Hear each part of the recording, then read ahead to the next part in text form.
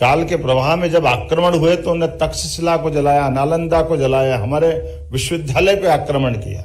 यह 2000 साल पहले भी हुआ, यह 200 साल पहले भी हुआ।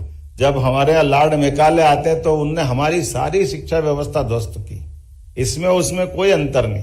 लेकिन यशस्वी प्रधानमंत्री का अभिनंदन करो, श्रीमान नरेंद्र मोदी का, जिन्होंने शिक्षा नीति 2020 दोबारा जब लेकर के आए तो उन्होंने कहा कि पाठ्यक्रम के अंदर कौन सा विषय होना चाहिए जो गौरवशाली अतीत पे गर्व कर सके, वो विषय होना चाहिए।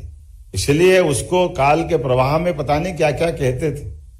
भगवान राम और भगवान कृष्ण के जीवन के उत्कृष्ट प्रसंगों को लेकर के केवल उनको कर्मकांड की माइथोलॉजी में डाल देना, ये दुर्भाग्य की बात है।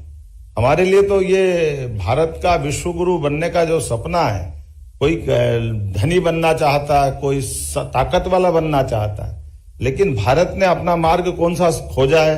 भारत ने मार्ग खोजा है गुरु। गुरु अर्थात अंधेरे से प्रकाश की ओर ले जाने वाली भावना, जिसको वेद वाक्यों में कहा गया सर्वे भवन्तु सुखिनः सर्वे सन्तु निरामया। ये जो उदात्त भाव है, उस उदात्त भाव के आधार पर दुनिया के अंदर हम अज्ञानता को मिटाना चाहते हैं, दुनिया के अंदर अच्छाई को स्थापित करना चाहते हैं, दुनिया के अंदर मानवता को स्थापित करना चाहते हैं। और ये आती कहां से? ये आती शिक्षा से, ये गुरु परंपरा से, गुरु शिष्य परंपरा को पुनर्स्थापित करती है।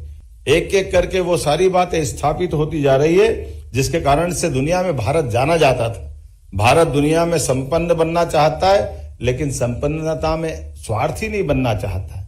वो उदारता के साथ अपनी अच्छाइयों को बांटना चाहता है।